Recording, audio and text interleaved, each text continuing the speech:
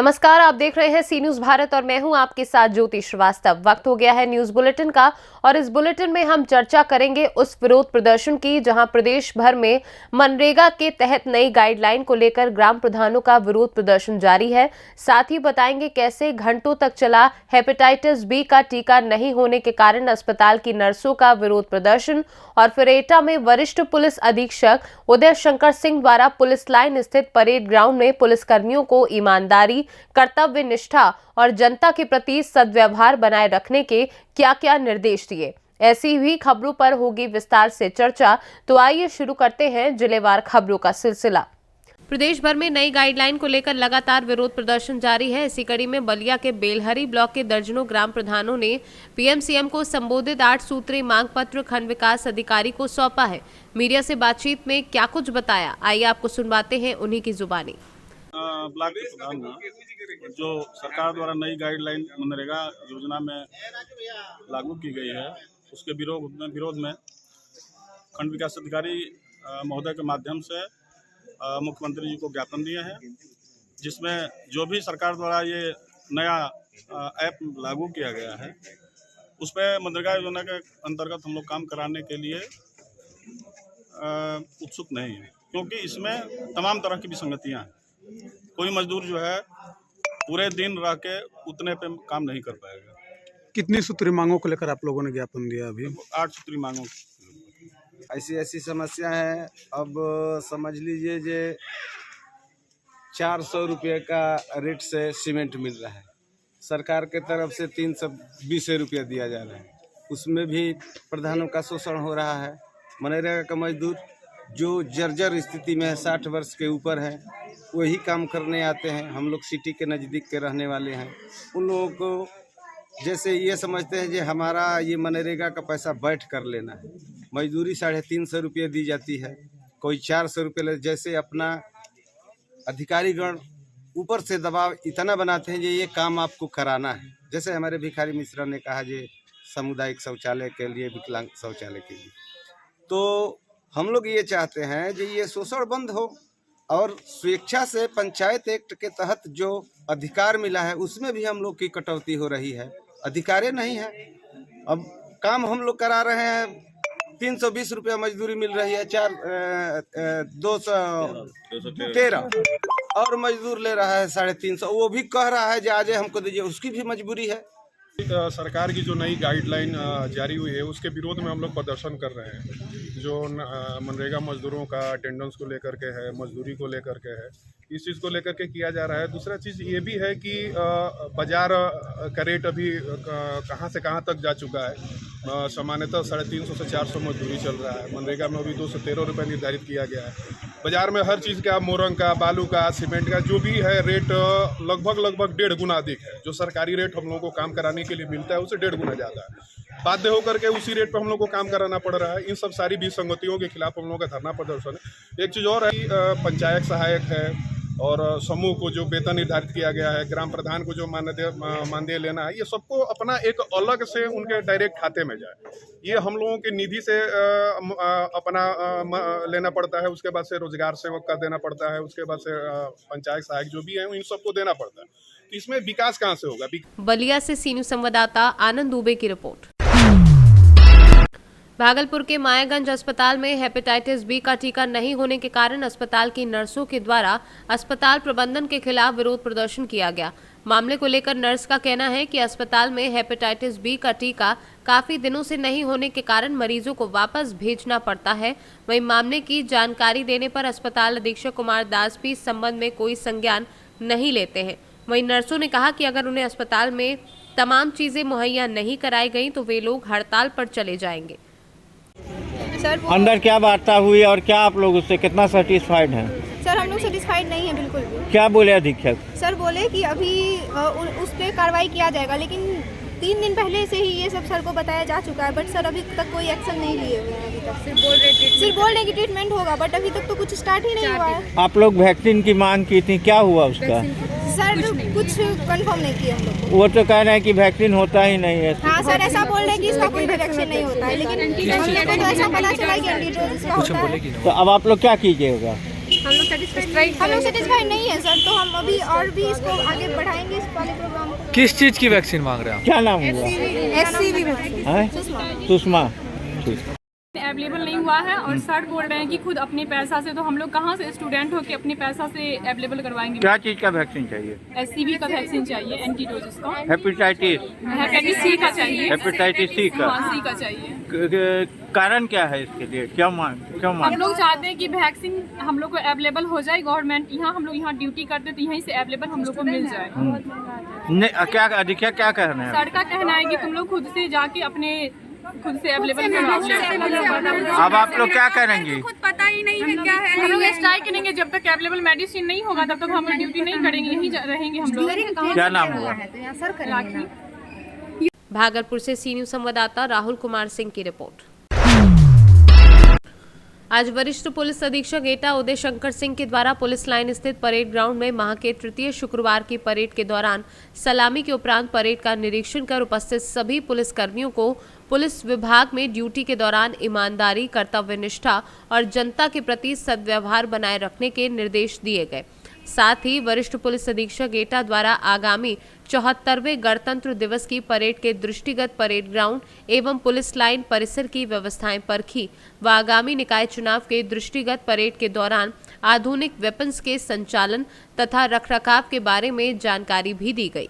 एटा से सी न्यूज संवाददाता कौशल प्रताप सिंह की रिपोर्ट। मेरठ में गागोल गांव में गुरुवार को जर्जर हाईटेंशन लाइन की चपेट में आकर एक घोड़ी की मौत हो गई और टांगा चालक प्रदीप कुमार बल्लम सिंह बुरी तरह झुलस गया। घटना के बाद काफी लोग एकत्र हो गए और बिजली विभाग के खिलाफ हंगामा करते हुए उन्होंने मुआवजे की मांग की। सूचना पर पुलिस पहुंची और आश्वासन के बाद मामला शांत हुआ। घायल को निजी अस्पताल में भर्ती कराया गया है। बता दें कि बिजली विभाग के कर्मचारी बाद में तारों पर टेप और मरम्मत करते पाए गए। क्या मामला हुआ? मेरा नाम, पहले आपको बता दूं, मेरा नाम अजय प्रधान है और हमने कई बार इनकी शिकायत की है, 4-5 बार शिकायत कर दी। 1-2 बार 2 स्कूल हैं हमारे पास में 3 स्कूल, छोटे छोटे बच्चे पास जाते हैं तो उसके बराबर में कोई भी निकलते हैं तो कई बार करंट मार दिया। तो उसकी शिकायत ग्रामवासी की जितने भी लोग हैं हमने सब मिलकर परतापुर गए, शिकायत करी, खूब करी, ये सुनने वाले नहीं है। आज आपके सामने एग्जाम्पल पड़ा है, देख लो घोड़े, एक भैंस फैले मर गई, अब ये सामने। तो हम कानूनी कार्रवाई करना चाहते हैं। जो यही है, ये सबसे पहले ये करता है इस काम को। कई बार हमने शिकायत करी इसके दौरे, इसके पास गए, यदि से कनेक्शन कटवाना हो 5000 से ऊपर हो जाओ, कनेक्शन काट देगा एकदम।